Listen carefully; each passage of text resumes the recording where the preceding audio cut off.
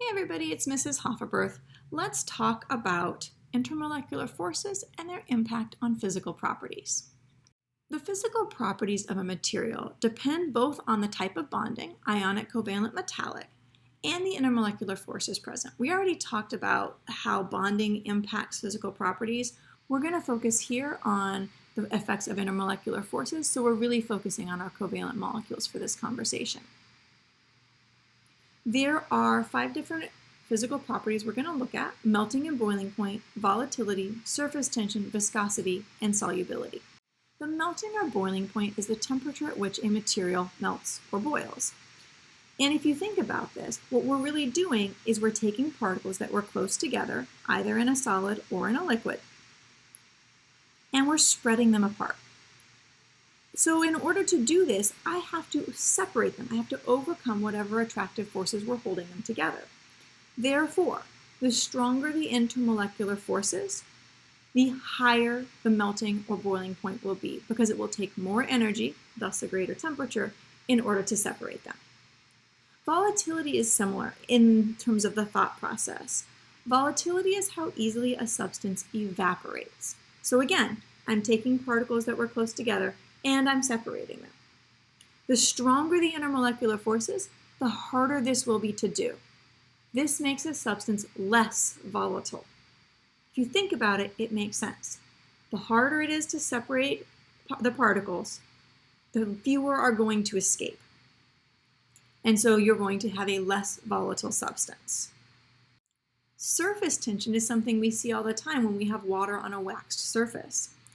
Surface tension is the energy necessary to increase the surface area. So how easy or hard is it to spread your material out? Well, here again, if you have stronger intermolecular forces, that's going to be harder to do. So it'll take more energy and thus a greater surface tension to spread your molecules out.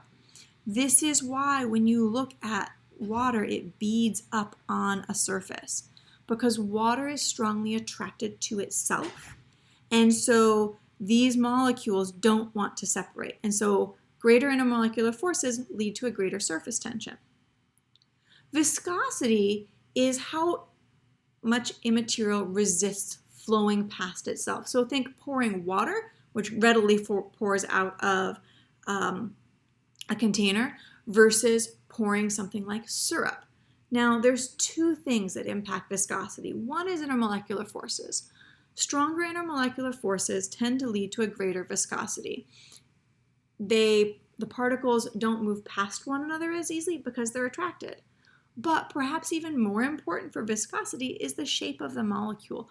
Molecules that are long or are branched and kind of tangly, these tend to get tangled in one another and they can't flow past each other.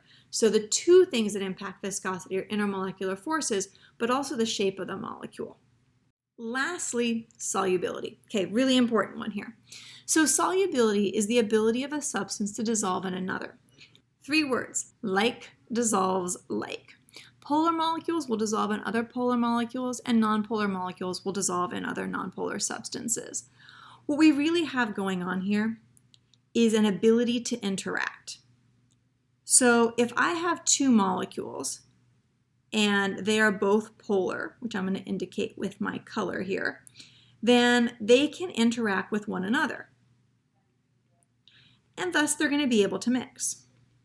On the other hand, if I have a polar molecule and a nonpolar molecule, these are not effective at interacting with one another. Instead, the polar molecules would rather interact with the other polar molecules because they have similar intermolecular forces, and ditto with the nonpolar covalent molecules. And so we end up with layering, like your salad dressing where you've got the water and the oil. So like substances will dissolve in like substances. Things that have similar intermolecular forces can interact and therefore can dissolve. So in sum, the physical properties we see for materials are strongly impacted by those intermolecular forces. Stronger intermolecular forces will make separating molecules more difficult. As molecules try to flow past one another, both intermolecular forces and the shape of the molecule come into play. And then when it comes to dissolving, Molecules that have similar intermolecular forces and therefore are able to interact with one another will be able to dissolve in each other.